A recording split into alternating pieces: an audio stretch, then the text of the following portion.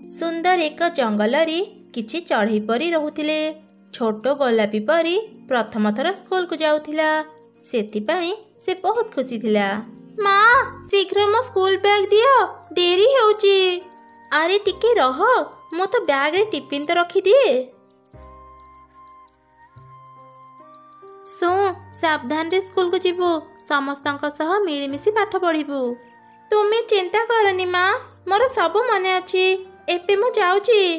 तापरे गोलापी परी स्कूल को गला। छोट परी माने ए परी स्कूल रे तम मानकु स्वागत।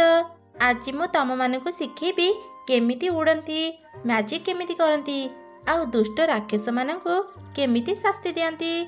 सभा शेषरे मु शिखेबी तमे माने केमिति जणे भल परी हेई परिबो। मैम प्रथमे हमकु कोन शिखेबे? मु प्रथमे तम मानकु शिखेबी सामने रे थिबा गछ पत्र को आड़ी शीघ्र केमिति उड़ी परिबो। मु मैजिक रे किछि नकली गछ रखी देइछि, जे भी गछ सह धक्का न हे शीघ्र उड़ी गछ मानक भितरु बाहरी परिबो, से ही ए क्लास रे अधिक नंबर पाइबो। तापरे परी मैडम छोट परी मानकु देखिले केमिति गछ सह न बाजे उड़ीबाकु हुए। मैम आपण तो बहुत भल उड़ुचंती, कोन आमे आपनक परी उड़ी परिबो? चेष्टा कले तमे माने भी पारिबो। कि प्रथमे जीव कुह? मैम मु प्रथमे जीवाकु चाहूची। ठीक अछि जाओ। वाह लाल परी प्रथमरु ही केते बढ़िया उड़ुची। हाँ से कौनसी गछ सह भी बाजुनी, केते शीघ्र से गछ मानक भितरु बाहरी आसिला। लागुची आज लाल परी ही अधिक नंबर पाइबो। भेरी गुड लाल परी, तू बहुत भल उड़िलु। मु तते 100 रु 90 मार्क देउची। आज जाए केही भी मो क्लास रे 90 मार्क पाई नाहंती। धन्यवाद मैम। मैम एबे मु जीबी। हाँ जाओ, तो परी गोलापी परी जीवो।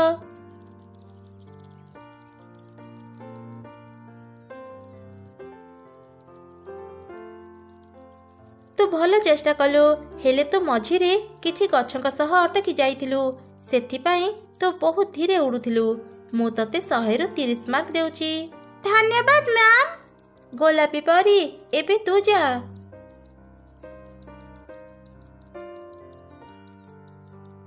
अरे समस्ते देख, गोलापी परी गछ मानकु आड़ी केते शीघ्र शीघ्र उड़ुची।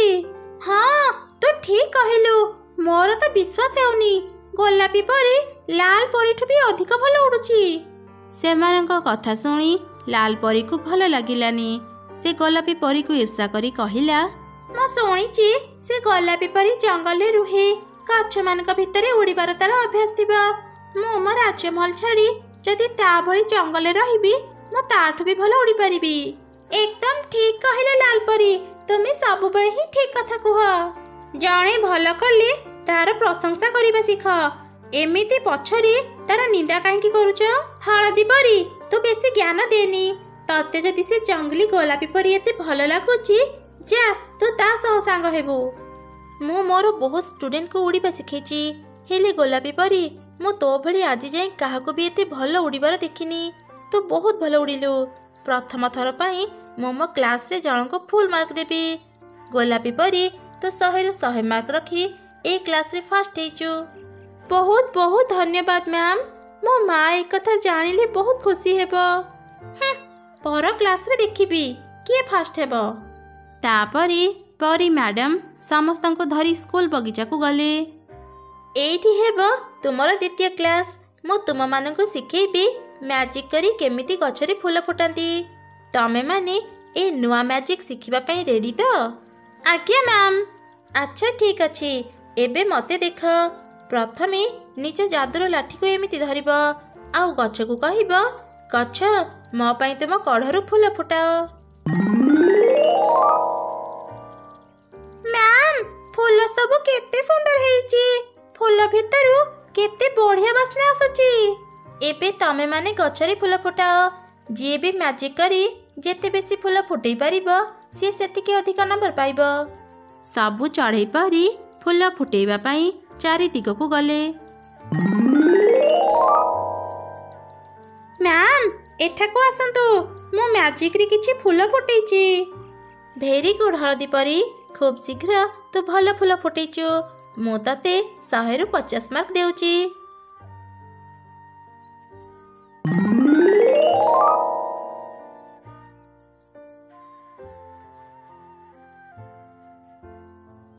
ମ୍ୟାମ୍, ମୋ ଫୁଲ ଗୁଡ଼ିକୁ ବି ଦେଖିବେ ଆସନ୍ତୁ।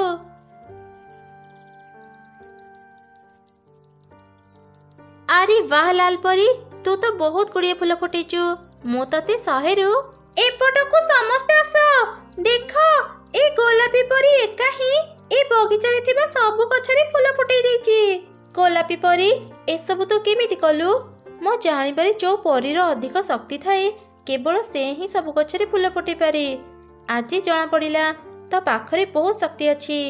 ମୋର ବିଶ୍ୱାସ ଯେ ବଡ଼ ହେଲା ପରେ ତୁ ବହୁତ ଶକ୍ତିଶାଳୀ ପରି ହେବୁ।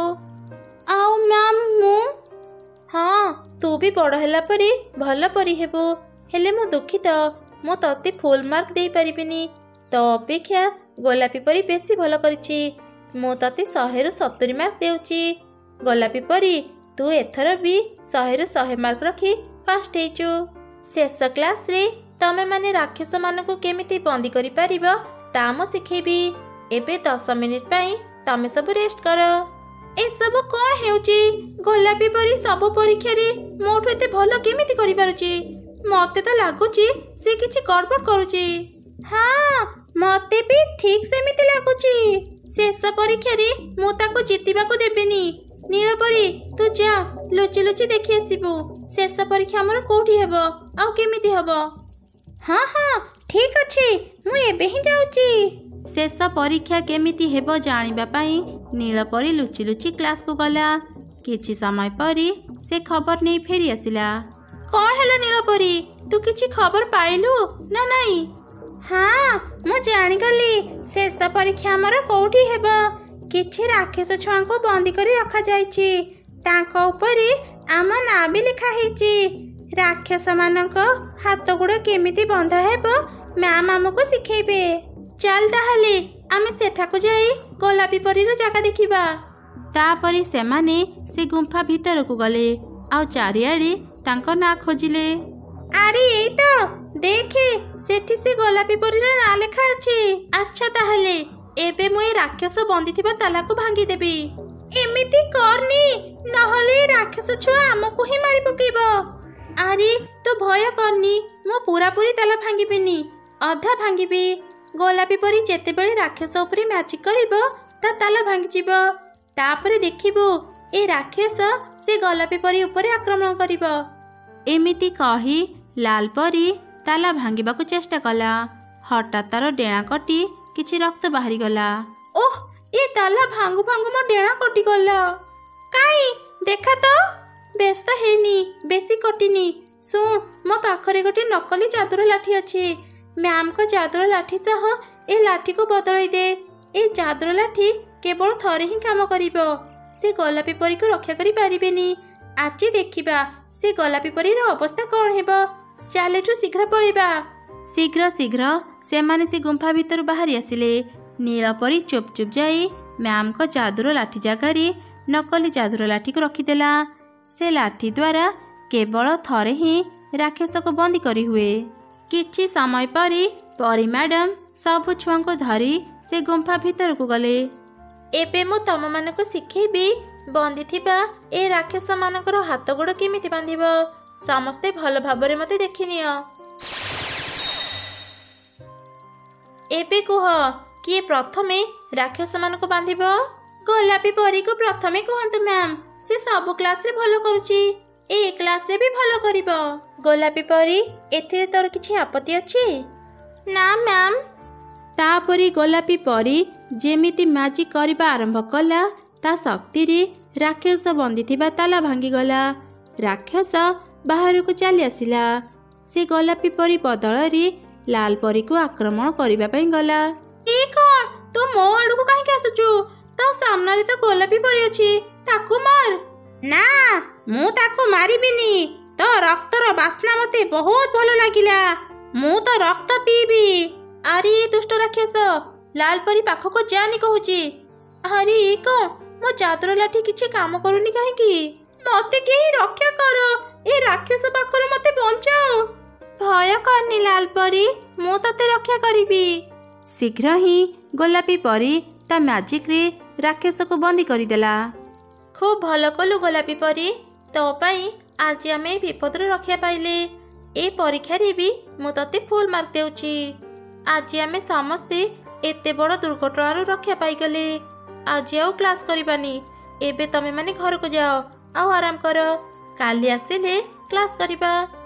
ଘରକୁ ଯିବା ପୂର୍ବରୁ ଲାଲ ପରି ଗୋଲାପୀ ପରୀକୁ କ୍ଷମା ମାଗିଲା।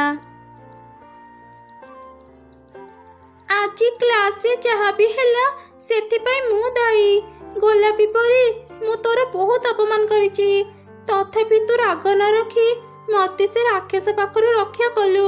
ମୁଁ ତୋରି ଉପକାର କେବେ ବି ଭୁଲିବିନି। ପାରିବୁ ଯଦି ସବୁ କିଛି ପାଇଁ ମତେ କ୍ଷମା କରିଦେ। ମୁଁ ତତେ କ୍ଷମା କରିଦେବି, ହେଲେ ମୋର ଗୋଟେ ସର୍ତ୍ତ ଅଛି। କ'ଣ ସର୍ତ୍ତ?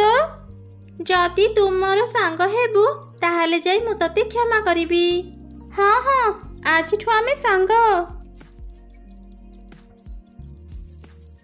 ଗୋଟିଏ ଜଙ୍ଗଲରେ ଏକ ଅନାଥ ଚଢ଼େଇ ରହୁଥିଲା। ନିଜର କହିଲେ ତାର ଏ ଦୁନିଆରେ କେହି ନଥିଲେ। ଚଢ଼େଇ ନିଜର ଏକ ଛୋଟ ଜମିରେ ପରିବା ଚାଷ କରୁଥିଲା। ସେ ପ୍ରତ୍ୟେକ ଦିନ ଘର ଘର ବୁଲି ପରିବା ବିକ୍ରି କରୁଥିଲା। ଦିନେ ଦିନେ ତ ଚଢ଼େଇର ସବୁ ପରିବା ବିକ୍ରି ହେଇଯାଉଥିଲା, ହେଲେ ବେଳେ ବେଳେ ତା ପରିବା କେହି କିଣୁନଥିଲେ। ଏମିତି ଗୋଟେ ଦିନ, ପରିବା ନିଅନ୍ତୁ ପରିବା, ତାଜା ତାଜା ପରିବା, ମୋ ପରିବା ଦାମ ସବୁଠୁ ଶସ୍ତା, ପରିବା ନିଅନ୍ତୁ ପରିବା। ସେଦିନ ଚଢ଼େଇର ଗୋଟେ ବି ପରିବା କେହି କିଣିଲେନି। ମନ ଦୁଃଖରେ ଚଢ଼େଇ ଗୋଟେ ଗଛ ମୂଳେ ବସି କାନ୍ଦିବାକୁ ଲାଗିଲା। ସକାଳୁ ସନ୍ଧ୍ୟା ହେଇଗଲା, ଆଜି କେହି ବି ମୋ ପରିବା କିଣିଲେନି। ଚାଲି ଚାଲି ମୋ ଗୋଡ଼ ବଥା କଲାଣି। ଦିନେ ପରିବା ନ ବିକିଲେ ମୋ ଚୁଲି ଜଳେନି। ଲାଗୁଛି ଆଜି ମତେ ଉପାସରେ ରହିବାକୁ ପଡ଼ିବ। ଚଢ଼େଇ ଏପରି କହି କହି କାନ୍ଦୁଥିବା ସମୟରେ ହଠାତ୍ ସେଠାକୁ ଗୋଟିଏ ସୁନ୍ଦରୀ ଚଢ଼େଇ ଆସିଲା। ସେ ଚଢ଼େଇକୁ ଏପରି କାନ୍ଦୁଥିବାର ଦେଖି ତାକୁ କହିଲା, ଆରେ ଝିଅ, ତୁ କାନ୍ଦୁଛୁ କ'ଣ ପାଇଁ? କ'ଣ ହେଇଛି ତୋର? ମତେ କହ। ମୁଁ ହେଲି ସାହାଯ୍ୟକାରୀ ଚଢ଼େଇ। ମୁଁ ଏ ଜଙ୍ଗଲରେ ରୁହେ। ଯିଏ ବି କିଛି ବିପଦରେ ପଡ଼ି ମତେ ସାହାଯ୍ୟ ମାଗେ, ମୁଁ ତାକୁ ସାହାଯ୍ୟ କରେ।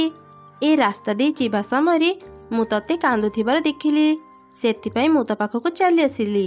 ସୁନ୍ଦରୀ ଚଢ଼େଇ, ମୁଁ ତମକୁ ଆଉ କ'ଣ କହିବି? ଆଜି ମୋର ଗୋଟେ ବି ପରିବା ବିକ୍ରି ହେଲା ନାହିଁ। ମୁଁ ସକାଳୁ କିଛି ଖାଇନି। ପରିବା ଧରି ଏତେ ଚାଲିଛି ଯେ ମୋ ଗୋଡ଼ ବଥା କଲାଣି। ତୋ କଥାରୁ ମୁଁ ଜାଣିପାରିଲି ତୁ ବହୁତ କଷ୍ଟରେ ଅଛୁ। ତୁ ଜମା ବି ଚିନ୍ତା କରନି, ମୁଁ ତତେ ନିଶ୍ଚୟ ସାହାଯ୍ୟ କରିବି। ରହ, ମୁଁ ଦେଖୁଛି ମୁଁ କ'ଣ କରିପାରିବି। ଏମିତି କହି ସୁନ୍ଦରୀ ଚଢ଼େଇ ଆଖି ବନ୍ଦ କଲା। କିଛି ସମୟ ପରେ ସେ ଆଖି ଖୋଲି ଚଢ଼େଇକୁ କହିଲା, ଚଢ଼େଇ, ତୋ ଘର ବାହାରେ ଯେଉଁ କୂଅ ଅଛି, ମୁଁ ମୋ ଶକ୍ତିରେ ସେ କୂଅ ପାଣିକୁ ସୁନାର ପାଣି କରିଦେଇଛି। ତୁ ସେ ପାଣି ଯେଉଁ ଜିନିଷ ଉପରେ ଢାଳିବୁ ସେ ଜିନିଷ ସୁନାର ହେଇଯିବ। ହେଲେ ହଁ, କେବେ ବି ବେଶୀ ଲୋଭ କରିବୁନି, ନହେଲେ ସବୁ ଓଲଟା ହେଇଯିବ। ତାପରେ ସେ ଚଢ଼େଇର ଗୋଡ଼ରେ ତା ଯାଦୁର ଲାଠିକୁ ରଖିଦେଲା, ଯାହାଦ୍ୱାରା ଚଢ଼େଇର ଗୋଡ଼ର ବଥା ଦୂର ହେଇଗଲା। ତାପରେ ସେ ସୁନ୍ଦର ଚଢ଼େଇ ସେଠାରୁ ଚାଲିଗଲା। ଚଢ଼େଇ ବି ନିଜ ପରିବା ଧରି ଘରକୁ ଫେରିଲା। ସେ ତା କୂଅ ପାଖକୁ ଗଲା ଆଉ ମନରେ ଚିନ୍ତା କଲା, ସେ ସୁନ୍ଦର ଚଢ଼େଇ କହୁଥିଲେ ମୁଁ ମୋ କୂଅର ପାଣି ଯେଉଁ ଜିନିଷରେ ଢାଳିବି ତାହା ସୁନା ହେଇଯିବ। ମୁଁ ଥରେ ପରୀକ୍ଷା କରିକି ଦେଖେ ଏକଥା ସତ କି ମିଛ। ଏମିତି ଚିନ୍ତା କରି ଚଢ଼େଇ କୂଅରୁ ପାଣି କାଢ଼ିଲା ଆଉ ତାପରେ ସେ ପରିବାରେ ଢାଳିଦେଲା। ସଙ୍ଗେ ସଙ୍ଗେ ତା ପରିବା ସୁନା ହେଇଗଲା। ଚଢ଼େଇ ଏସବୁ ଦେଖି ଆଶ୍ଚର୍ଯ୍ୟ ହେଇଗଲା। ଏ କ'ଣ, ମୋ କୂଅର ପାଣି ଢାଳିବା ସଙ୍ଗେ ସଙ୍ଗେ ମୋ ପରିବା ସୁନାର ହେଇଗଲା। ସୁନ୍ଦରୀ ଚଢ଼େଇ ଠିକ୍ କହୁଥିଲେ, ଏବେ ମୋର ସବୁ ଅଭାବ ଦୂର ହେଇଯିବ। ଏମିତି କହି ଚଢ଼େଇ ତା ସୁନା ପରିବା ଧରି ସୁନାର ଦୋକାନକୁ ଗଲା ଆଉ ସେ ସୁନା ବିକ୍ରି କରି ବହୁତ ଟଙ୍କା ପାଇଲା। ଧୀରେ ଧୀରେ ସେ ବହୁତ ଧନୀ ହେଇଗଲା। ନିଜ ଛୋଟ ଘର ଜାଗାରେ ଚଢ଼େଇ ଏକ ବଡ଼ ଆଉ ସୁନ୍ଦର ଘର ତିଆରି କଲା। ତା ଘର ପାଖରେ ଏକ କାଉ ରହୁଥିଲା। ସେ ଥିଲା ବହୁତ ଲୋଭୀ ଆଉ ସ୍ୱାର୍ଥପର। ହଠାତ୍ ଚଢ଼େଇର ଏପରି ଉନ୍ନତି ହେବା ଦେଖି ସେ ମନେ ମନେ ତାକୁ ଖୁବ୍ ଈର୍ଷା କଲା। ଏ ଚଢ଼େଇର ତ ବାପା ମା କେହି ନାହାନ୍ତି। ଓଳିଏ ଖାଇବା ପାଇଁ ସେ ଘର ଘର ବୁଲି ପରିବା ବିକ୍ରି କରୁଥିଲା। ହଠାତ୍ କ'ଣ ହେଲା ଯେ ସେ ଏତେ ଧନୀ ହେଇଗଲା ତା ଉପରେ ନଜର ରଖିବାକୁ ପଡ଼ିବ, ତାହେଲେ ଜାଣିପାରିବି ସେ ଏତେ ଟଙ୍କା ପାଇଲା କୋଉଠୁ। ଏମିତି ଚିନ୍ତା କରି କାଉ ପ୍ରତ୍ୟେକ ଦିନ ଚଢ଼େଇ ଉପରେ ନଜର ରଖିଲା। ଦିନେ ସେ ଜାଣିଗଲା ଯେ ଚଢ଼େଇ ତା କୂଅ ପାଣିରେ ସବୁ ଜିନିଷକୁ ସୁନା କରୁଛି। ଆଚ୍ଛା, ଏ ଚଢ଼େଇ ତାହେଲେ ଏମିତି ଧନୀ ହେଉଛି। ମୋର ସେ ସୁନା କୂଅ ଦରକାର। ଏବେ ଯେମିତି ବି ହେଉ ମୁଁ ଚଢ଼େଇଠୁ ତା ସୁନା କୂଅ ଛଡ଼େଇକି ନେଇ ଆସିବି। ତାପରେ କାଉ ଏକ ଉପାୟ ଚିନ୍ତା କଲା। ପରଦିନ ସକାଳେ ସେ ଚଢ଼େଇର ଘରକୁ ଗଲା ଆଉ ଜୋର ଜୋରରେ ପାଟି କଲା। ଏ ବଦମାସ ଚଢ଼େଇ, କୁଆଡ଼େ ଗଲୁ? ମୋ ଟଙ୍କା ଧାର ନେଇ ଆଉ ଫେରେଇବାକୁ ନା ଧରୁନୁ। ଶୀଘ୍ର ବାହାରକୁ ଆସ, ନହେଲେ ମୁଁ ପୋଲିସ ଡାକିବି। କାଉର ଏପରି କଥା ଶୁଣି ଚଢ଼େଇ ଘର ଭିତରୁ ବାହାରି ଆସିଲା। କାଉ ଅଙ୍କଲ, ତୁମେ କ'ଣ କହୁଛ? ମୁଁ କେତେବେଳେ ତମଠୁ ଧାର ନେଲି? ମିଛ କଥା କାହିଁକି କହୁଛ? ମୁଁ କାହିଁକି ମିଛ କହିବି? ତୁ ଯେତେବେଳେ ଛୋଟ ଥିଲୁ ତୋ ବାପା ମା ମୋଠୁ ବହୁତ ଟଙ୍କା ଧାର ନେଇଛନ୍ତି। ତୁ ଯେଉଁ ଜମିରେ କୂଅ ଆଉ ଘର କରିଛୁ ସେ ଜମି ମୋର। ଭଲରେ ମୋ ସବୁ ଜିନିଷ ମୋତେ ଫେରେଇ ଦେ, ନହେଲେ ମୁଁ ତତେ ମାରି ଏଇଠି ପୋତିଦେବି। କାଉର ଏପରି ଧମକ ଶୁଣି ଚଢ଼େଇ ଡରିଗଲା। ଆଉ କିଛି ନ କହି ଚୁପଚାପ ସେଠୁ ଚାଲିଗଲା। ଚଢ଼େଇର ସବୁ କିଛି କାଉ ଛଡ଼େଇ ନେଇ ଯାଇଥିଲା। ଏମିତିକି ତା ପାଖରେ ଖାଇବା ପାଇଁ ବି କିଛି ନଥିଲା। ଚଢ଼େଇ ଗୋଟେ ଗଛ ମୂଳେ ବସି କାନ୍ଦିବାକୁ ଲାଗିଲା। ସେପଟେ କାଉ ମନରେ ଚିନ୍ତା କଲା, ଆରେ ବାଃ, ସେ ଚଢ଼େଇକୁ ମୁଁ ବୋକା ବନେଇ ତାର ସବୁ କିଛି ନେଇ ଆସିଲି। ହେଲେ ବେଶୀ ଦିନ ମୁଁ ଏଠି ରହିପାରିବିନି। ଜଙ୍ଗଲର ଅନ୍ୟ ଚଢ଼େଇମାନେ ସତ କଥା ଜାଣିଛନ୍ତି। ଏ ଜମି ମୋର ନୁହଁ। ସେମାନେ ଚଢ଼େଇକୁ ସତ କଥା କହିଦେଲେ ମୁଁ ଧରା ପଡ଼ିଯିବି। ତା ପୂର୍ବରୁ ମୁଁ ମୋର ସବୁ କିଛି ସୁନା କରି ଏ ଜଙ୍ଗଲ ଛାଡ଼ି ଚାଲିଯିବି। ତାପରେ କାଉ ଯାହା ପାଇଲା ତାହା ଆଣି ସେଥିରେ କୂଅର ପାଣି ଢାଳିଲା। ସଙ୍ଗେ ସଙ୍ଗେ ସେ ସବୁ ସୁନା ପାଲଟିଗଲା। ଏମିତି ଦେଖି ତ କାଉର ଖୁସି କହିଲେ ନ ସରେ।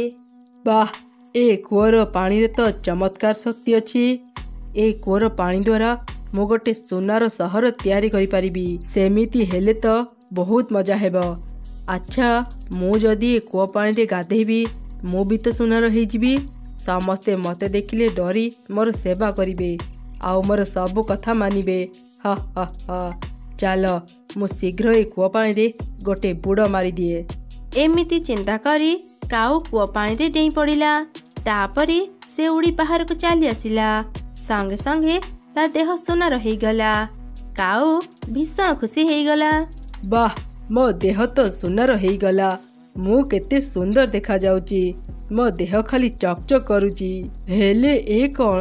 ମୁଁ ତ ଟିକେ ବି ହଲି ପାରୁନି। ତା ମାନେ ମୁଁ କ'ଣ ମୂର୍ତ୍ତି ପାଲଟି ଗଲି? ମୁଁ ମୋ ଡେଣାକୁ ବି ହଲେଇ ପାରୁନି। ମୁଁ ଯଦି ସବୁଦିନ ପାଇଁ ଏମିତି ମୂର୍ତ୍ତି ହେଇ ରହିବି, ଏତେ ସୁନା ପାଇ ମୁଁ କ'ଣ କରିବି? ଏ କ'ଣ ସର୍ବନାଶ ହେଇଗଲା? ଏବେ ମୁଁ କ'ଣ କରିବି? କାଉ ଏପରି ଚିତ୍କାର କରୁଥିବା ସମୟରେ ସୁନ୍ଦରୀ ଚଢ଼େଇ ସେଠାକୁ ଆସିଲା ଆଉ କହିଲା, ତୋ ସହ ଯାହା ହେଇଛି ଠିକ୍ ହେଇଛି। ସୁନା ପାଇଁ ତୋର ଭାରି ଲୋଭ ନା?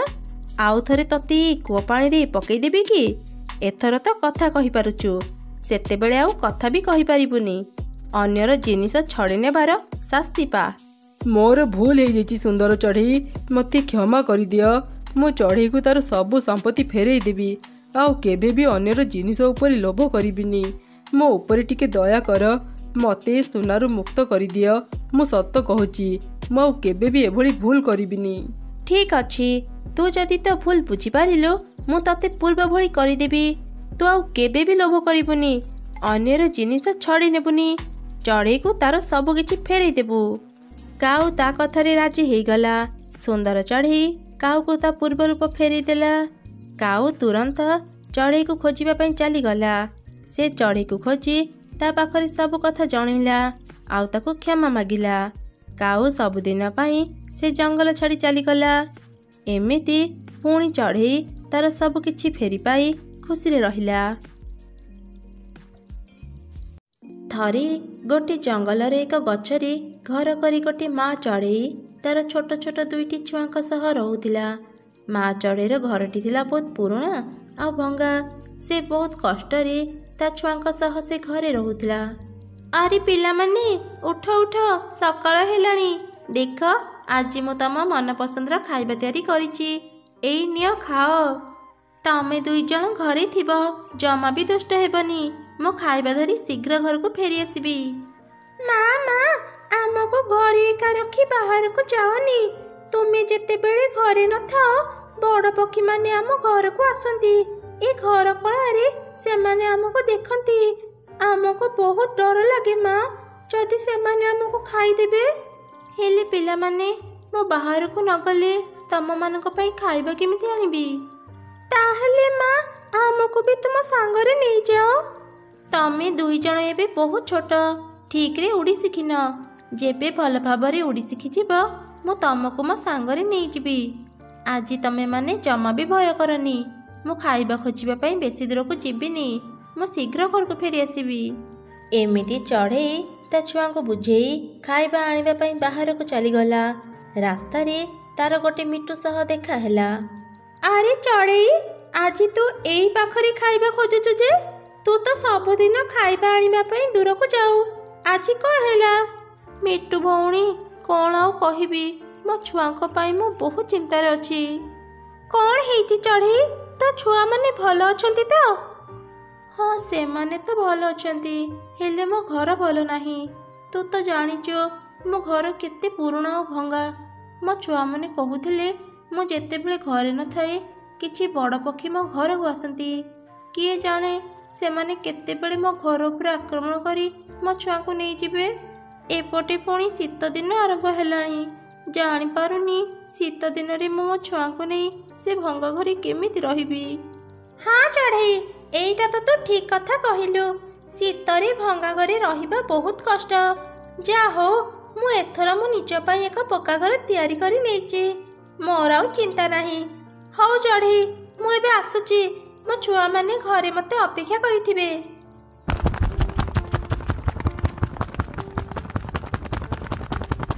ସମସ୍ତେ ନିଜ ପାଇଁ ଘର ତିଆରି କରିସାରିଛନ୍ତି ବୋଲି କେତେ ଖୁସିରେ ଅଛନ୍ତି। ଆଉ ମୁଁ ସବୁବେଳେ ମୋ ଛୁଆଙ୍କୁ ନେଇ ଡରି ଡରି ରହୁଛି। ବହୁତ ସମୟ ହେଲାଣି, ଯାଏ ଘରକୁ, ଛୁଆମାନେ ମୋତେ ଅପେକ୍ଷା କରିଥିବେ। ଏମିତି ଚିନ୍ତା କରି ମା ଚଢ଼େଇଟି ଘରକୁ ଫେରିଲା। ସେ ଘରକୁ ଫେରି ଦେଖିଲା ଗୋଟେ ବଡ଼ ଚିଲ ତା ଘର ଉପରେ ଉଡ଼ୁଛି।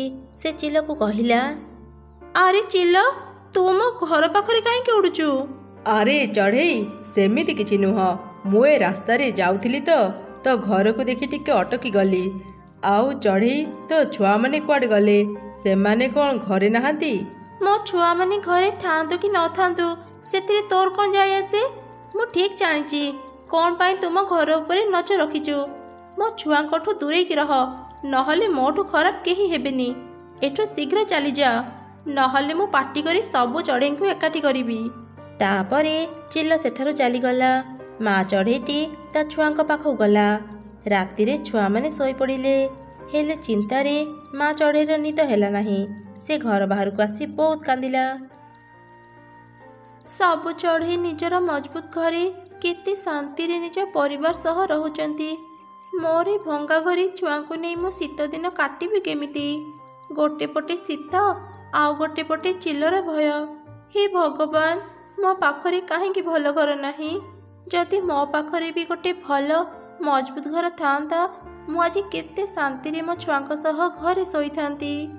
ଠିକ୍ ସେହି ସମୟରେ ଚିକମିକ ଆଲୁଅ ଝରେଇ ଗୋଟେ ଚାଦୁର ପକ୍ଷୀ ମା ଚଢ଼େଇ ପାଖକୁ ଆସିଲା। କିଏ ତୁମେ ସୁନ୍ଦର ପକ୍ଷୀ? ମୁଁ ତମକୁ ଆମ ଜଙ୍ଗଲରେ ଆଗରୁ ତ କେବେ ବି ଦେଖିନି। ତୁମେ କେଉଁଠି ରୁହ? ଆଉ ଏତେ ରାତିରେ ଏଠି? ତୁ ମୋତେ ଦେଖିବୁ ବି କେମିତି? ମୁଁ ବହୁତ ଦୂରରେ ରୁହେ। ଚଢ଼େଇ, ମୁଁ ପ୍ରତିଦିନ ତତେ ବହୁତ କଷ୍ଟରେ ଦେଖୁଛି। ତୁ ସବୁବେଳେ ମନ ଦୁଃଖରେ ରହୁଛୁ। କହ ମୋତେ, ତୋର କ'ଣ ହେଇଛି? ଆଉ ତତେ କ'ଣ ଦରକାର? ମୁଁ ତୋର ସବୁ ଇଚ୍ଛା ପୂରା କରିଦେବି। ତୁମେ ସତ କହୁଛ ସୁନ୍ଦର ପକ୍ଷୀ? ତୁମେ ମୋର ସବୁ ଇଚ୍ଛା ପୂରା କରିଦେବ? ହଁ, ତୁ ଯାହା କହିବୁ ମୁଁ ତୋର ସବୁ ଇଚ୍ଛା ପୂରା କରିଦେବି। କହ, ତତେ କ'ଣ ଦରକାର? ମୋର ବେଶୀ କିଛି ଦରକାର ନାହିଁ, କେବଳ ମୋତେ ଗୋଟେ ମଜବୁତ ଘର ଦିଅ, ଯେମିତି ମୁଁ କିଛି ଭୟ ନ କରି ଆରାମରେ ମୋ ଛୁଆଙ୍କ ସହ ସେ ଘରେ ରହିବି। ଠିକ୍ ଅଛି, ମୁଁ ତତେ ଏକ ମଜବୁତ ଘର ଦେବି। ଚଢ଼େଇ, ଯଦି ତୁ ମୋତେ ସୁନାର ଘର ମାଗିଥାନ୍ତୁ, ମୁଁ ତତେ ତା ବି ଦେଇଥାନ୍ତି। ହଉ, କିଛି କଥା ନାହିଁ, ଯା ଏବେ ଘରେ ଯାଇ ଶୋଇବୁ। ସକାଳେ ତ ଇଚ୍ଛା ପୂରା ହେଇଯିବ।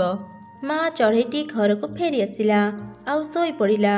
ପରଦିନ ସେ ଦେଖିଲା ତା ପୁରୁଣା ଭଙ୍ଗା ଘର ଜାଗାରେ ନୂଆ ଏକ ସୁନ୍ଦର ମଜବୁତ ଘର ଅଛି। ଏମିତି ଦେଖି ମା ଚଢ଼େଇଟି ବହୁତ ଖୁସି ହେଇଗଲା। ସେ ଛୁଆଙ୍କ ସହ ମଜବୁତ ଘରେ ରହିଲା। କିଛି ଦିନ ବିତିଗଲା।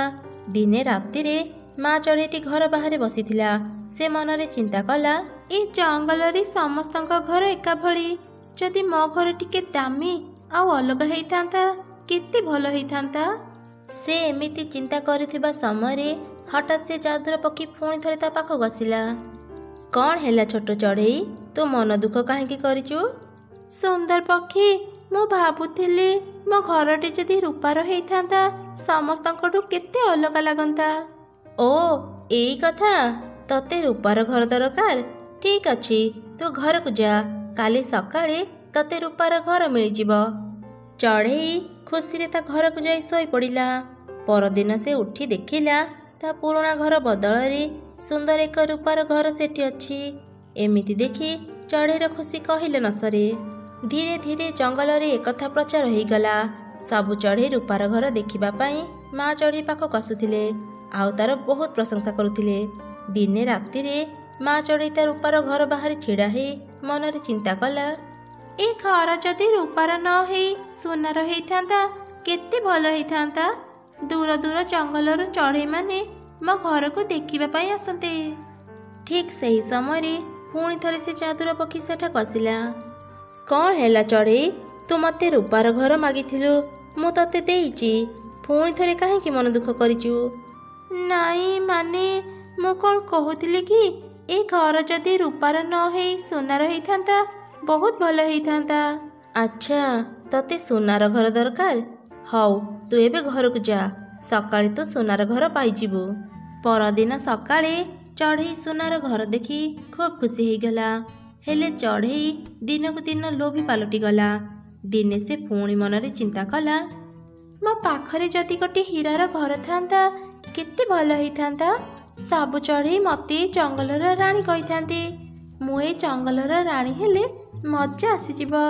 ମୁଁ ଆଜି ରାତିରେ ପୁଣି ଥରେ ଯାଦୁର ଚଢ଼େଇକୁ ଡାକିବି ଆଉ ତାକୁ ମୋତେ ଜଙ୍ଗଲର ରାଣୀ କରିବାକୁ କହିବି। ଏମିତି ଚିନ୍ତା କରି ସେଦିନ ରାତିରେ ଚଢ଼େଇ ଯାଦୁର ପକ୍ଷୀକୁ ଡାକିଲା, ଯାଦୁର ପକ୍ଷୀ, ଯାଦୁର ପକ୍ଷୀ, ମୋ ପାଖକୁ ଆସ, ମୋତେ ତୁମର ସାହାଯ୍ୟ ଦରକାର। କ'ଣ ହେଲା ଚଢ଼େଇ, ତୁ ମୋତେ ପୁଣି କାହିଁକି ମନେ ପକେଇଲୁ?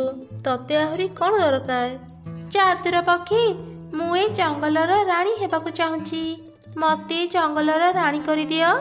ନା, ତୁ ଏ ଜଙ୍ଗଲର ରାଣୀ ହେବାକୁ ଯୋଗ୍ୟ ନୁହଁ। ହେଲେ କ'ଣ ପାଇଁ? ମୁଁ ଏ ଜଙ୍ଗଲର ସବୁଠାରୁ ଧନୀ ଚଢ଼େଇ। ମୋ ପାଖରେ ଗୋଟେ ସୁନାର ଘର ଅଛି। ତାହେଲେ କ'ଣ ପାଇଁ ମୋତେ ଏ ଜଙ୍ଗଲର ରାଣୀ କରୁନ? କାହିଁକି ନା ତୁ ଏବେ ବହୁତ ଲୋଭୀ ପାଲଟି ଯାଇଛୁ। ତୋ ପାଖରେ ଭଲ ଘର ନଥିଲା ବୋଲି ତୁ କାନ୍ଦୁଥିଲୁ। ମୁଁ ତତେ ଏକ ମଜବୁତ ଘର ଦେଲି। ତାପରେ ତୁ ରୂପାର ଘର ଇଚ୍ଛା କଲୁ। ମୁଁ ତତେ ରୂପାର ଘର ବି ଦେଲି। ତଥାପି ତୋ ଲୋଭ କମିଲାନି। ତୁ ପୁଣି ସୁନାର ଘର ଇଚ୍ଛା କଲୁ। ମୁଁ ତତେ ତା ବି ଦେଲି। ହେଲେ ଏବେ ପୁଣି ଜଙ୍ଗଲର ରାଣୀ ହେବାକୁ ଇଚ୍ଛା କରୁଛୁ? ଏଇଟା ଅସମ୍ଭବ। ତୁ ଏ ସୁନାର ଘରକୁ ନେଇ ଯେଉଁ ଗର୍ବ କରୁଛୁ, କାଲି ତୁ ତାର ଶାସ୍ତି ପାଇବୁ। ଏମିତି କହି ଯାଦୁର ପକ୍ଷୀ ସେଠାରୁ ଚାଲିଗଲା। ପରଦିନ ସକାଳେ ଚଢ଼େଇ ଉଠି ଦେଖିଲା ତା ସୁନା ଘର ବଦଳରେ ସେଠି ତାର ପୁରୁଣା ଭଙ୍ଗା ଘର ଥିଲା। ଏସବୁ ଦେଖି ଚଢ଼େଇର ମନ ବହୁତ ଦୁଃଖ ହେଇଗଲା ଆଉ ସେ ନିଜ ଭୁଲ ବୁଝିପାରିଲା। ମୁଁ ମୋ ଲୋଭ ପାଇଁ ସବୁ ପାଇବି, ଆଜି ମୋ ପାଖରେ କିଛି ନାହିଁ। ମୁଁ କେତେ ବଡ଼ ଭୁଲ କରିଦେଲି। ମୋ ଲୋଭର ଶାସ୍ତି ମୁଁ ପାଇଗଲି। ମୁଁ ଏବେ ଆଉ କେବେ ବି ଲୋଭ କରିବିନି। ଧନୀ ହେବାକୁ ମୋର ଆଉ ଇଚ୍ଛା ନାହିଁ। ଏଇ ଭଙ୍ଗା ଘରେ ମୁଁ ମୋ ଛୁଆଙ୍କୁ ନେଇ ରହିବି। ସେଦିନ ରାତିରେ ଚଢ଼େଇ ତା ସ୍ୱପ୍ନରେ ଯାଦୁର ପକ୍ଷୀକୁ ଦେଖିଲା। ଚଢ଼େଇ, ତୁ ତ ଭୁଲ ବୁଝିପାରିଲୁ, ସେଥିପାଇଁ ମୁଁ ତତେ କ୍ଷମା କରିଦେଇଛି। ପରଦିନ ସକାଳେ ଚଢ଼େଇ ଉଠି ଦେଖିଲା ତା ଭଙ୍ଗା ଘର ଜାଗାରେ ସୁନ୍ଦର ମଜବୁତ ଘର ଅଛି। ଯାଦୁର ପକ୍ଷୀ, ତୁମକୁ ବହୁତ ଧନ୍ୟବାଦ। ଏ ଘର ଦେଖି ମୁଁ ବୁଝିପାରିଲି ତୁମେ ମୋତେ କ୍ଷମା କରିଦେଇଛ। ମୁଁ ଆଉ କେବେ ବି ଲୋଭ କରିବିନି। ଏକ ଜଙ୍ଗଲରେ ଦୁଇ ଅନାଥ ଭଉଣୀ ରହୁଥିଲେ। ଅନେକ ଦିନ ଆଗରୁ ତାଙ୍କ ବାପା ମାଙ୍କର ମୃତ୍ୟୁ ହୋଇଯାଇଥିଲା। ଘର ଚଳିବା ପାଇଁ ବଡ଼ ଭଉଣୀ ଅନ୍ୟମାନଙ୍କ ଘରେ କାମ କରୁଥିଲା। ତା ସାନ ଭଉଣୀ ସ୍କୁଲରେ ପାଠ ପଢ଼ୁଥିଲା, ହେଲେ ସେ ସବୁ ସମୟରେ ଭାରି ଜିଦ୍ କରୁଥିଲା। ଆରେ ଭଉଣୀ, କ'ଣ ହେଇଛି? ତୁ ଏଠି ଏମିତି ମନ ଦୁଃଖରେ କାହିଁକି ବସିଛୁ? ଆଜି କ'ଣ ତୁ ସ୍କୁଲକୁ ଯିବୁନି? ସବୁଦିନ ଛିଡ଼ା ବ୍ୟାଗ୍ ନେଇ ସ୍କୁଲ ଯିବାକୁ ମୋତେ ଆଉ ଭଲ ଲାଗୁନି। ତୁ ମୋତେ କହିଥିଲୁ ନୂଆ ବ୍ୟାଗ୍ କିଣିଦେବୁ, ହେଲେ କାଇଁ ଆଜି ଯାଇ ତୁ ମୋତେ ନୂଆ ବ୍ୟାଗ୍ କିଣିଦେଲୁନି। ମୁଁ ଆଜିଠୁ ଆଉ ସ୍କୁଲ ଯିବିନି। ଆରେ ଭଉଣୀ, ଏମିତି କହନି। ବାପା ମା ଆମ ପାଇଁ କେତେ ସ୍ୱପ୍ନ ଦେଖିଥିଲେ। ତୁ ପାଠ ନ ପଢ଼ିଲେ ତାଙ୍କ ସ୍ୱପ୍ନ କେମିତି ପୁରା କରିବୁ କହିଲୁ? ତୁ ସ୍କୁଲ ଯା, ମୁଁ ତୋ ପାଇଁ ଆଜି ହିଁ ନୂଆ ସ୍କୁଲ ବ୍ୟାଗ୍ ଆଣିଦେବି। ତୁ ସତ କହୁଛୁ ଦିଦି? ତୁ ଆଜି ମୋ ପାଇଁ ନୂଆ ସ୍କୁଲ ବ୍ୟାଗ୍ ଆଣିଦେବୁ? ହଁ ହଁ, ମୁଁ ଆଜି ତୋ ପାଇଁ ନୂଆ ସ୍କୁଲ ବ୍ୟାଗ୍ ଆଣିଦେବି। ଏବେ ଏମିତି ଆଉ ମୁହଁ ନ ଶୁଖେଇକି ଟିକେ ହସିଦେଲୁ। ସାନ ଭଉଣୀଟି ଖୁସି ହେଇଗଲା ଆଉ ସ୍କୁଲକୁ ଚାଲିଗଲା। ବଡ଼ ଭଉଣୀ ତା କାମକୁ ଗଲା। ସେ ଏକ ଧନୀ ଚଢ଼େଇ ଘରେ କାମ କରୁଥିଲା। ସାରା ଦିନ କାମ କରି ସାରିବା ପରେ ସେ କହିଲା, ମାଉସୀ, ମୁଁ ଘରର ସବୁ କାମ କରିଦେଇଛି। ଏବେ ମୁଁ ଘରକୁ ଯାଉଛି। ଆଚ୍ଛା ଠିକ୍ ଅଛି, ତୁ ଏବେ ଘରକୁ ଯା। ମାଉସୀ, ଗୋଟେ କଥା କହିଥାନ୍ତି। ଏ ମାସର ଦରମା କ'ଣ ତୁମେ ମୋତେ ଆଜି ଦେଇପାରିବ? ନାଇଁ ମାନେ ମୋ ଭଉଣୀର ସ୍କୁଲ ବ୍ୟାଗ୍ ଛିଡ଼ି ଯାଇଛି ତ ମୁଁ ତାକୁ କହିଥିଲେ ମୁଁ ଆଜି ତା ପାଇଁ ନୂଆ ସ୍କୁଲ ବ୍ୟାଗ୍ ଆଣିଦେବି। ସେଥିପାଇଁ ହିଁ ମୁଁ ଆଗୁଆ ଦରମା ମାଗୁଥିଲି। ଆରେ ଆରେ, ମୁଁ ଦେଖୁଛି ତୁ ତ ଭାରି ଚାଲାକ ଝିଅ। କାମ ତ ଠିକ୍ରେ କରିବାର ନାହିଁ, ହେଲେ ଟଙ୍କା ଭଲ ମାଗି ଜାଣିଛୁ। ତୁ ଅନାଥ ବୋଲି ମୁଁ ତୋ ଉପରେ ଦୟାକରି କାମରେ ରଖିଥିଲି। କାମ ତ ଠିକ୍ରେ କରିବାର ନାହିଁ, ଖାଲି ଟଙ୍କା ଟଙ୍କା ହେଉଛି। ଏଇ ଥରକ ମୋତେ ଟଙ୍କା ଦେଇଥାଅ ମାଉସୀ। ମୁଁ ଆଉ କେବେ ବି ତମକୁ ଟଙ୍କା ମାଗିବିନି। ମୁଁ ମୋ ଭଉଣୀକୁ କହିଦେଇଛି। ଆଚ୍ଛା ଠିକ୍ ଅଛି, ରହ, ମୁଁ ଟଙ୍କା ଆଣି ଦେଉଛି।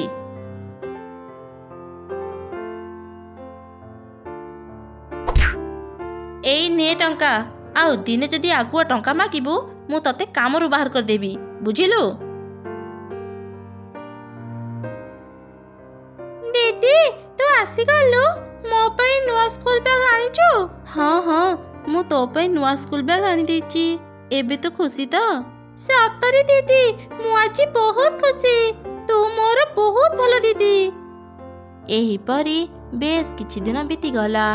ଦିନେ ସାନ ଚଢ଼େଇ ଛୁଆ ସ୍କୁଲରୁ ଫେରି ତା ବଡ଼ ଭଉଣୀକୁ କହିଲା, ଜାଣିଛୁ ଦିଦି, ପହରଦିନ ଆମ ସ୍କୁଲ ତରଫରୁ ସବୁ ଛୁଆ ବୁଲିବା ପାଇଁ ପାଖ ଜଙ୍ଗଲକୁ ଯିବେ। ସାର୍ କହିଛନ୍ତି କାଲି 300 ଟଙ୍କା ଧରି ସ୍କୁଲ ଆସିବା ପାଇଁ। ଦିଦି, ମୁଁ ବି ପିକନିକ୍ ଯିବି। ମୋତେ 300 ଟଙ୍କା ଦେ। ଏତେ ଟଙ୍କା ତ ମୋ ପାଖରେ ଏବେ ନାହିଁ। ମୁଁ ତତେ ଟଙ୍କା ଦେଇପାରିବିନି ରେ ଭଉଣୀ। ନା ନା ନା, ମୁଁ କିଛି ଜାଣିନି। ମୁଁ ପିକନିକ୍ ଯିବି, ମୋତେ ଟଙ୍କା ଦେ। ତୁ ବୁଝୁନୁ କ'ଣ ପାଇଁ? ମୁଁ ତତେ ଥରେ ମନା କଲି ନା, ମୋ ପାଖରେ ଟଙ୍କା ନାହିଁ, ମୁଁ ତତେ ଦେଇପାରିବିନି। ବଡ଼ ଭଉଣୀ ପାଖରୁ ଏମିତି ଶୁଣି ସାନ ଚଢ଼େଇ ଛୁଆ ବହୁତ ମନ ଦୁଃଖ କଲା। ଏହିପରି 2 ଦିନ ବିତିଗଲା। ସାନ ଚଢ଼େଇ ଛୁଆ ପିକନିକ୍ ଯାଇପାରିଲାନି। ସେ ମନ ଦୁଃଖରେ ବସିଥିଲା। ସେତେବେଳେ ତାର ବଡ଼ ଭଉଣୀ ତା ପାଖକୁ ଆସିଲା। ମୋ ସୁନା ଭଉଣୀଟା ପରା ଏମିତି ମନ ଦୁଃଖ କରି ବସନି। କ'ଣ କରିବି କହ? ମୁଁ ଯଦି ଆଉ ଥରେ ମାଉସୀଙ୍କୁ ଟଙ୍କା ମାଗିଥାନ୍ତି, ସେ ମୋତେ କାମରୁ ବାହାର କରିଦେଇଥାନ୍ତେ। ଯଦି ମୋ କାମ ଚାଲିଗଲା, ଆମେ କେମିତି ଖାଇବା ଯୋଗାଡ଼ କରିବା କହିଲୁ? ତୁ ବୁଲି ଯିବାକୁ ଚାହୁଁଛୁ ତ? ଚାଲ, ଆଜି ଆମେ ବୁଲିବା ପାଇଁ ପାଖ ଜଙ୍ଗଲକୁ ଯିବା। ତୁ ସତ କହୁଛୁ ଦିଦି? ଆମେ ବୁଲିବାକୁ ଯିବା? ମୁଁ ଆଉ କେବେ ବି ଜିଦ୍ କରିବିନି। ଚାଲ ବି ଯିବା। ତାପରେ ସେ 2 ଭଉଣୀ ବୁଲିବା ପାଇଁ ପାଖ ଜଙ୍ଗଲକୁ ଗଲେ। ଦିନ ସାରା ସେମାନେ ଅନେକ ମଜା କଲେ ଆଉ ନୂଆ ନୂଆ ଜାଗା ଦେଖିଲେ। ସନ୍ଧ୍ୟାରେ ଯେତେବେଳେ ସେମାନେ ଘରକୁ ଫେରୁଥିଲେ, ହଠାତ୍ ବର୍ଷା ଉଠେଇଲା। ଜୋରେ ପବନ ବହିବା ଯୋଗୁଁ ସାନ ଚଢ଼େଇ ଛୁଆଟି ଉଡ଼ି ପାରିଲାନି। ସେ ତା ଭଉଣୀ ପାଖରୁ ଅଲଗା ହେଇଗଲା। ତା ବଡ଼ ଭଉଣୀ ଚାରିଆଡ଼େ ତାକୁ ଖୋଜିଲା, ହେଲେ ସେ ତାର ସାନ ଭଉଣୀକୁ ପାଇଲାନି। ସେ ଏକ କଖାରୁ ଗଛ ପାଖରେ ବସି କାନ୍ଦୁଥିଲା। ସେହି କଖାରୁ ଗଛରେ ମାତ୍ର 3ଟି କଖାରୁ ଫଳିଥିଲା। ହଠାତ୍ ଗୋଟେ କଖାରୁ ଚଢ଼େଇ ଛୁଆକୁ ଡାକିଲା, କ'ଣ ହେଲା ଛୋଟ ଛୁଆ? ତୁ ଏଠି ଏମିତି ଏକୁଟିଆ ବର୍ଷାରେ ଭିଜି ଭିଜି କାନ୍ଦୁଛୁ କ'ଣ ପାଇଁ? କିଏ ମୋ ସହ କଥା ହେଲା? ମୁଁ କାହାର ସ୍ୱର ଶୁଣିଲି? ମୁଁ କଖାରୁ ତୋ ସହ କଥା ହେଉଛି। ତୁ ଭୟ କରନି, କହ ତୋର କ'ଣ ସମସ୍ୟା? ଚଢ଼େଇ ଛୁଆ ସେ କଖାରୁକୁ ସବୁ ଘଟଣା କହିଲା। ଚଢ଼େଇ ଛୁଆ, ତୁ ମନ ଦୁଃଖ କରନି। ଆମ ପାଖରେ ଏବେ ଶକ୍ତି ନାହିଁ, ନହେଲେ ଆମେ ତ ଭଉଣୀକୁ ଖୋଜି ଦେଇଥାନ୍ତୁ। ଆମେ ସାଧାରଣ କଖାରୁ ନୁହଁ, ଆମେ 3 ଜଣ ପରୀ ଥରେ ଜଙ୍ଗଲକୁ ଆମେ ବୁଲିବା ପାଇଁ ଆସିଥିଲୁ। ଆମକୁ ଶୋଷ ଲାଗିବାରୁ ଆମେ ନଦୀକୁ ପାଣି ପିଇବା ପାଇଁ ଗଲୁ। ସେଇ ନଦୀ ଭିତରେ ରହୁଥିଲା ଏକ ଦୁଷ୍ଟ ଯାଦୁଗର କଇଁଚ। ସେ ହିଁ ତା ଶକ୍ତିରେ ଆମକୁ ବନ୍ଦୀ କରି ଏ କଖାରୁ ଭିତରେ ରଖିଛି। ଆମେ ଏ କଖାରୁ ଭିତରୁ ମୁକ୍ତ ହେଲେ ଯାଇ ଆମ ଶକ୍ତି ଫେରି ପାଇବୁ, ଆଉ ତ ଭଉଣୀକୁ ବି ଖୋଜି ଦେଇପାରିବୁ। ମୁଁ କ'ଣ କରିବି ପରୀ? ମୋତେ କୁହ, ମୁଁ ତମମାନଙ୍କୁ କେମିତି ଏ କଖାରୁ ଭିତରୁ ମୁକ୍ତ କରିପାରିବି? ଏଠାରୁ କିଛି ଦୂରରେ ସେ ଯାଦୁଗର କଇଁଚ ରୁହେ। ତା ପାଖରେ ଏକ ନାଲି ରଙ୍ଗର କଳସୀ ଅଛି। ସେଇ କଳସୀ ଭାଙ୍ଗିଦେଲେ ଆମେ ଆମ ପୂର୍ବ ରୂପ ଫେରି ପାଇବୁ। ଚଢ଼େଇ ଛୁଆ, ସେ କଳସୀ ଭାଙ୍ଗିବାରେ ତୁ କ'ଣ ଆମକୁ ସାହାଯ୍ୟ କରିପାରିବୁ? ହଁ ହଁ, ମୁଁ ତମକୁ ନିଶ୍ଚୟ ସାହାଯ୍ୟ କରିବି। ମୋ ଭଉଣୀକୁ ପାଇବା ପାଇଁ ମୁଁ କିଛି ବି କରିପାରିବି। ମୁଁ ବି ଯାଉଛି ସେ ଯାଦୁଗର କଇଁଚ ପାଖକୁ। ଏମିତି କହି ଚଢ଼େଇ ଛୁଆ ଆଗକୁ ଗଲା। ନଦୀ ପାଖରେ ପହଞ୍ଚିଲା ପରେ ସେ ଦେଖିଲା ଏକ ଗଛ ମୂଳରେ ଯାଦୁଗର କଇଁଚ ଶୋଇଛି। ତା ପାଖରେ ହିଁ ସେ ନାଲି କଳସୀ ବି ଥିଲା। ଏଇ ତ ସେଇ ଯାଦୁଗର କଇଁଚ ଏଇଠି ଶୋଇଛି। ପାଖରେ ସେ ନାଲି କଳସୀ ବି ଅଛି। ଯାଦୁଗର କଇଁଚ ଉଠିବା ପୂର୍ବରୁ ମୁଁ ଯାଏ ଶୀଘ୍ର ଏ କଳସୀକୁ ଭାଙ୍ଗିଦିଏ। ଏମିତି କହି ସେ ଚଢ଼େଇ ଛୁଆ କଳସୀକୁ ଭାଙ୍ଗିଦେଲା। କଳସୀ ଭାଙ୍ଗିବା ଶବ୍ଦରେ ଯାଦୁଗର କଇଁଚର ନିଦ ଭାଙ୍ଗିଗଲା। ଆରେ ଚଢ଼େଇ ଛୁଆ, ତୋର ଏତେ ବଡ଼ ସାହସ, ତୁମ କଳସୀକୁ ଭାଙ୍ଗିଦେଲୁ। ଆଜି ମୁଁ ତତେ ଛାଡ଼ିବିନି, ମାରିଦେବି ତତେ। ଯାଦୁଗର କଇଁଚ ଚଢ଼େଇ ଛୁଆକୁ ମାରିବାକୁ ଚେଷ୍ଟା କଲା। ସେହି ସମୟରେ ସେ 3 ପରୀ ଭଉଣୀ ସେଠାରେ ପହଞ୍ଚିଗଲେ। ରହିଯା ଯାଦୁଗର, ତୁ ଏ ଚଢ଼େଇ ଛୁଆର କିଛି କ୍ଷତି କରିପାରିବୁନି। ଆମକୁ ବନ୍ଦୀ କରିବାର ଶାସ୍ତି ତୁ ଏବେ ପା। ଏମିତି କହି ପରୀ ତା ଶକ୍ତିରେ ଯାଦୁଗରକୁ ଧ୍ୱଂସ କରିଦେଲା। ତାପରେ ପରୀ ନିଜ ଯାଦୁ ଶକ୍ତିରେ ଜାଣିଗଲା ଯେ ଚଢ଼େଇ ଛୁଆର ଭଉଣୀ କେଉଁଠି ଅଛି। ସେ ତାକୁ ଧରି ତୁରନ୍ତ ତା ପାଖକୁ ଗଲା। ତୁମକୁ ବହୁତ ବହୁତ ଧନ୍ୟବାଦ ପରୀ। ତୁମ ପାଇଁ ମୁଁ ଆଜି ମୋ ଭଉଣୀକୁ ଫେରି ପାଇଲି। ଭଉଣୀ ପ୍ରତି ତୋର ଏତେ ସ୍ନେହକୁ ଦେଖି ମୁଁ ଅନେକ ଖୁସି। ମୁଁ ତମ 2 ଜଣଙ୍କୁ ଆଶୀର୍ବାଦ କରୁଛି। ସାରା ଜୀବନ ତମେ 2 ଭଉଣୀ ଖୁସିରେ ରହିବ। ଏଇ ନେ ଚଢ଼େଇ ଛୁଆ, କିଛି କଖାରୁ ମଞ୍ଜି ନେ। ଏ ମଞ୍ଜିକୁ ନେଇ ତୁ ତ ଘର ଅଗଣାରେ ପୋତି ଦେବୁ। ତାପରେ ଦେଖିବୁ ତମର ସବୁ ଦୁଃଖ ଦୂର ହେଇଯିବ। ତାପରେ ପରୀମାନେ ଚାଲିଗଲେ। 2 ଭଉଣୀ କଖାରୁ ମଞ୍ଜି ଧରି ଘରକୁ ଆସିଲେ, ଆଉ ନିଜ ଅଗଣାରେ ପୋତି ଦେଲେ। ପରଦିନ ସକାଳେ ସେମାନେ ଦେଖିଲେ ତାଙ୍କ ବଗିଚାରେ କଖାରୁ ଗଛ ବାହାରି ସେଥିରେ ଅନେକ କଖାରୁ ଫଳିଛି। ଆରେ ଭଉଣୀ ଦେଖେ, ପରୀମାନଙ୍କ ଆଶୀର୍ବାଦରୁ ଆଜି ଆମ ବଗିଚାରେ କେତେ କଖାରୁ ଫଳିଛି। ଏବେ ଆମେ ଏ କଖାରୁ ବିକ୍ରି କରି ଆରାମରେ ଚଳିପାରିବା। ହଁ ଦିଦି, ଏବେଠୁ ତୁ କାହା ଘରକୁ ବି ଆଉ କାମ କରିବାକୁ ଯିବୁନି। ଚାଲ ଦିଦି, ଗୋଟେ କଖାରୁ ନେଇ ତରକାରୀ କରିବା। ଦେଖିବା ଏଇ କଖାରୁର ସ୍ୱାଦ କେମିତି। ଏମିତି କହି ସେ 2 ଭଉଣୀ ଏକ କଖାରୁ ନେଇ ଘର ଭିତରକୁ ଗଲେ। ସେମାନେ ଯେମିତି କଖାରୁ କାଟିଲେ, କଖାରୁ ଭିତରୁ ଅନେକ ସୁନା ରୂପା ହୀରା ବାହାରି ଆସିଲା। 2 ଭଉଣୀ ଏସବୁ ଦେଖି ତ ବହୁତ ଖୁସି ହେଇଗଲେ। ସୁନା ରୂପା ହୀରା ବିକ୍ରି କରି ସେମାନେ ଆରାମରେ ଚଳିଲେ। ଛୋଟ ଏକ ଜଙ୍ଗଲରେ ଏକ ମା ଚଢ଼େଇ ତାର ଏକ ଛୋଟ ଛୁଆ ସାଙ୍ଗରେ ରହୁଥିଲା। ବାପା ଚଢ଼େଇର ମୃତ୍ୟୁ ପରେ ମା ଚଢ଼େଇ ବହୁତ କଷ୍ଟ କରି ତା ଛୁଆର ଦେଖାଶୁଣା କରୁଥିଲା। ଗୋଟେ ଦିନ ହଠାତ୍ ଛୁଆ ଚଢ଼େଇଟି ଅସୁସ୍ଥ ହୋଇପଡ଼ିଲା। ମା ଚଢ଼େଇ ପାଖରେ ଔଷଧ ନଥିଲା।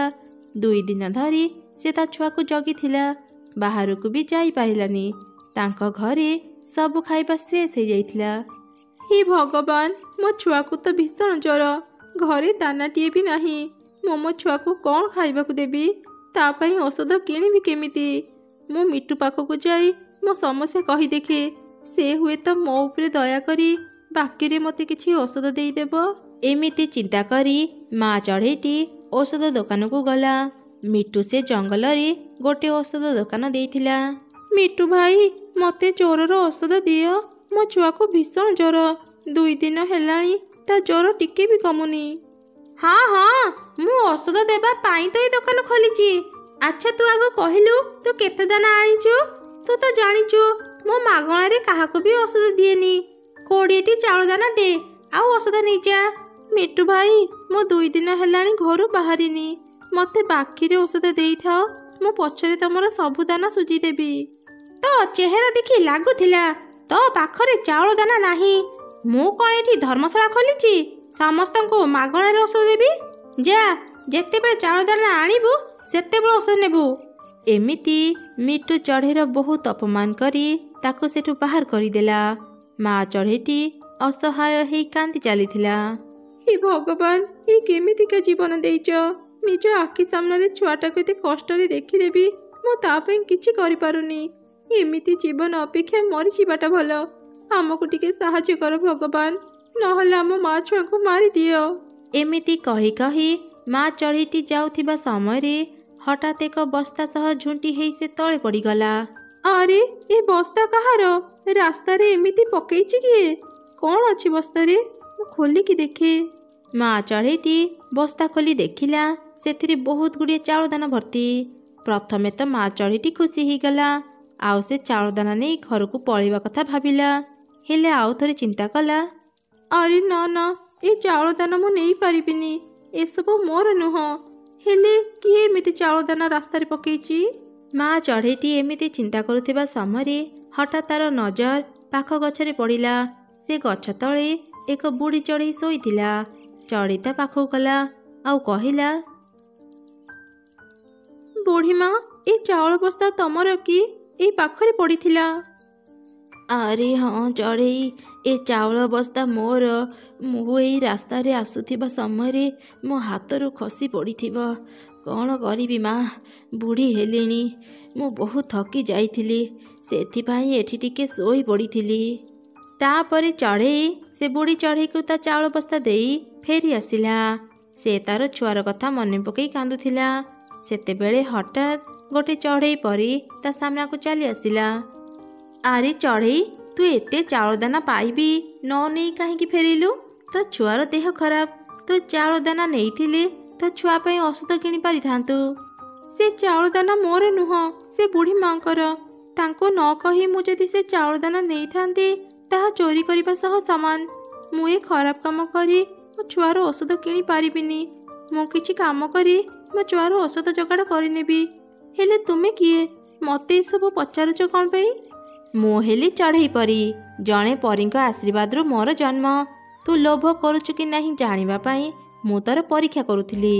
ସତରେ ଚଢ଼େଇ, ତୋ ମନ ବହୁତ ସଫା। ତୋର ଏଇ ଗୁଣ ଦେଖି ମୁଁ ବହୁତ ଖୁସି। ତୁ ଚିନ୍ତା କରନି, ମୁଁ ତତେ କିଛି ଔଷଧ ଦେଉଛି। ତୁ ତୋ ଛୁଆକୁ ଖୁଏଇବୁ, ସେ ଶୀଘ୍ର ସୁସ୍ଥ ହେଇଯିବ। ଆଉ ଏଇ ଗୋଟେ ଗଛ ନେ।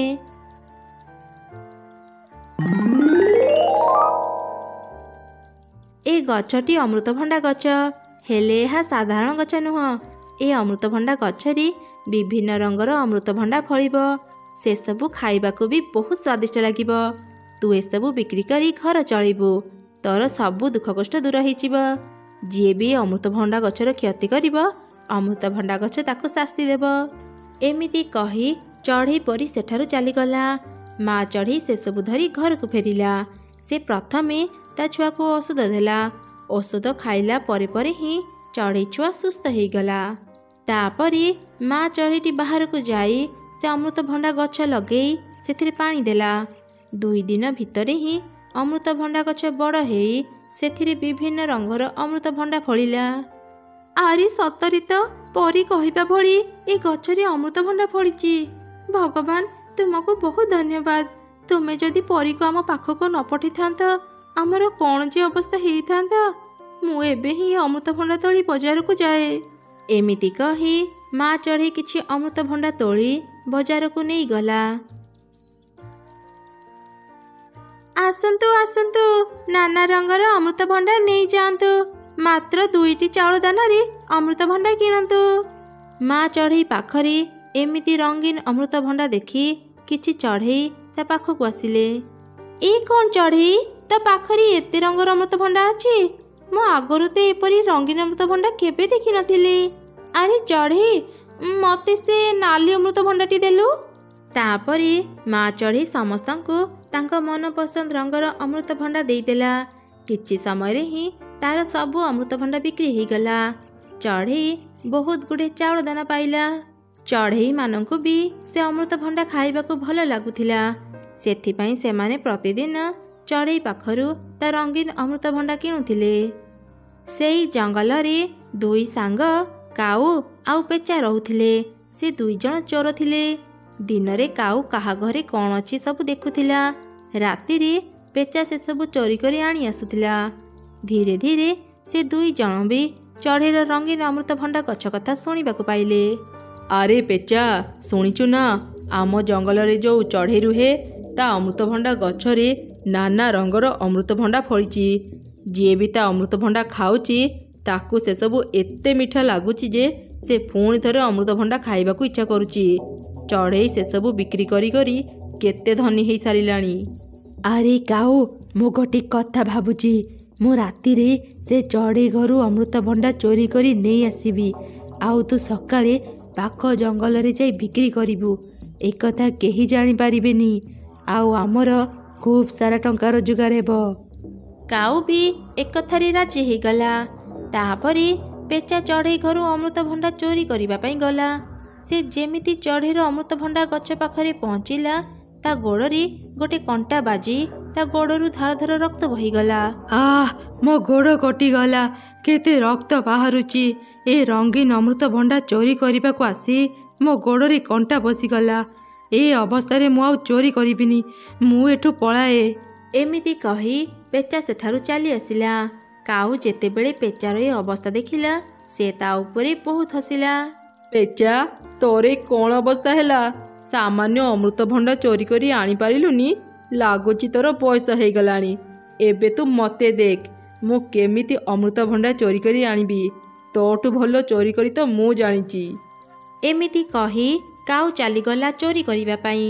ସେ ଯେମିତି ଗଛ ପାଖରେ ପହଞ୍ଚିଲା, ହଠାତ୍ ଗଛରୁ ଗୋଟେ ଅମୃତଭଣ୍ଡା ଖସି କାଉର ମୁଣ୍ଡ ଉପରେ ପଡ଼ିଲା।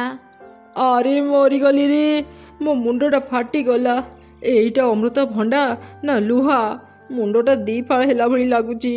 ଆଜି ଆଉ ଚୋରି କରି ପାରିବିନି, ଯାଏ ପଳାଏ। କାଉ ସେଇ ଅବସ୍ଥାରେ ହିଁ ପେଚା ପାଖକୁ ଗଲା। ପେଚା କାଉର ଏମିତି ଅବସ୍ଥା ଦେଖି ହସିବାକୁ ଲାଗିଲା। ଆରେ କାଉ, ଏ କ'ଣ ରୂପ ନେଇ ଫେରିଲୁ? ଭାରି ଫୁଟାଣି ମାରୁଥିଲୁ। ଅମୃତଭଣ୍ଡାରେ ଗାଧୋଉଥିଲୁ କି? ପେଚା, ଆମେ ଚୋରି କରିବାକୁ ଆସିଛେ, ଝଗଡ଼ା କରିବାକୁ ନୁହଁ। ଚାଲ ସାଙ୍ଗ ହେଇ ଅମୃତଭଣ୍ଡା ତୋଳିବା। ସେସବୁ ବିକ୍ରି କରି ଯାହା ଟଙ୍କା ପାଇବା, ଅଧା ତୁ ନେବୁ ଆଉ ଅଧା ମୁଁ ନେବି। ପେଚା ବି କାଉ କଥାରେ ରାଜି ହେଇଗଲା।